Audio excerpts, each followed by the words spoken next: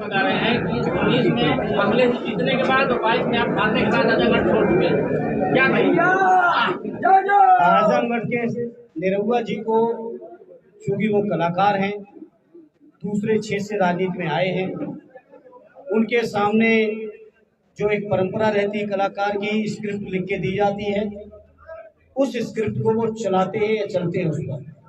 उनको शायद अंदाज नहीं है। मैंने इतनी देर से आपसे कह रहा हूँ, स्वर्गीय राम बच्चन जी से शुरू करिए, माननीय अखिलेश यादव जी तक चले आइए। वो समाजवादी शानदार परंपरा है। हम समाजवादी लोगों ने न कभी आजमगढ़ को छोड़ा था, न कभी छोड़ने वाले हैं।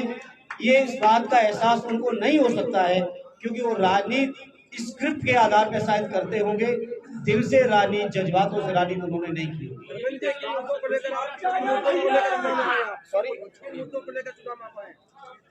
पूरी तरह से आरडी अखिलेश यादव जी के नेतृत्व में जो उत्तर प्रदेश के अंदर हमारा पीडीए का फार्मूला है, इंडिया गठबंधन को जिताने का फार्मूला है, एनडीए को जो हराने का फार्मूला है, उसी फार्मूले पर चल के आजमगढ़ की सरजमी से, जहां अक्सर समाजवादियों को एक तरफा समर्थन मिला है, आज भी जो हम बैठे हैं तो हमारे 10 विधायक हैं। आरडी जमाली साहब की कमी थी, मुझे फख्र और गर्व इस बात का है, इस चुनाव में वो भी कमी पूरी हो गई और आज उनकी भी दुआएं आज हमारे साथ हैं।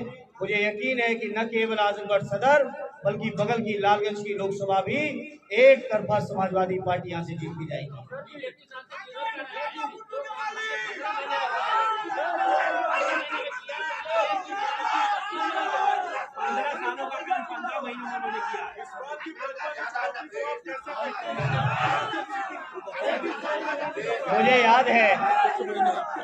मुझे याद है सद्य नेताजी का 2014 का चुनाव, आप सबको भी याद होगा।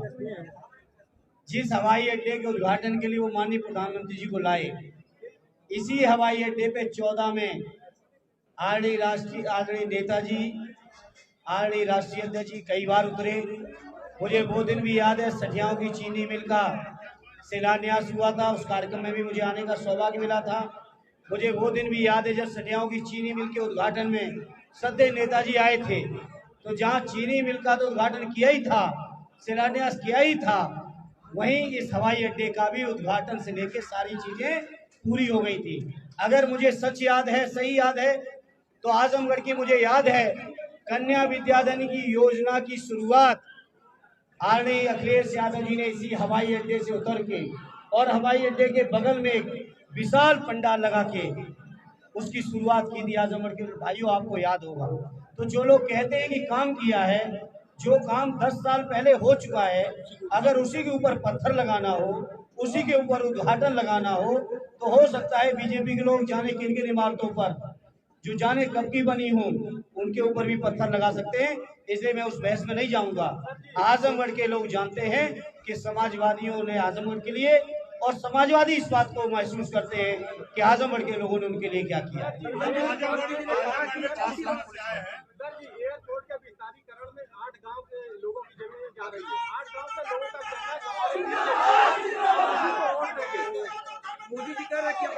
नारे रुक जाओ, 5 मिनट प्रेस हो जाओ तो भाई, नारे रुक जाओ।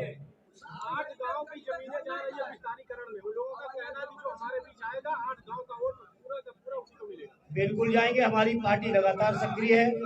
इस क्षेत्र से, जिस इलाके में ये हवाई अड्डा है, गोपालपुर विधानसभा, यहाँ से हमारे विधायक भाई नफीस जी, हमारे पार्टी के अध्यक्ष जी से लेकर पूरी पार्टी इस मुद्दे पे लगातार सक्रिय रही। कई बार लखनऊ में मेरी उस मुद्दे पे बात हुई, और जाने की जहां तक सवाल है, आजमगढ़ के एक एक व्यक्ति के दरवाजे पर जाने में न कोई संकोच है, बल्कि सौभाग्य है कि आजमगढ़ के हर व्यक्ति का आशीर्वाद लेने का मौका मिला।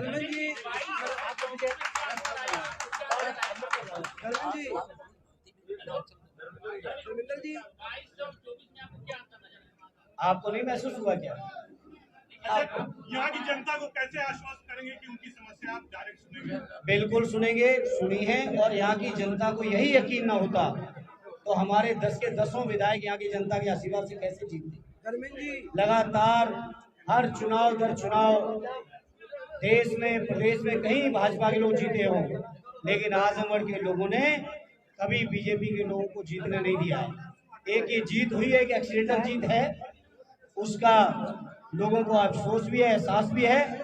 और इस चुनाव के परिणाम जब आएगा 4 जून को, तब आप महसूस करोगे कि आजमगढ़ के लोगों ने किस कदर जवाब दिया है। प्रकाश राजभर कह रहे हैं कि 10 सीट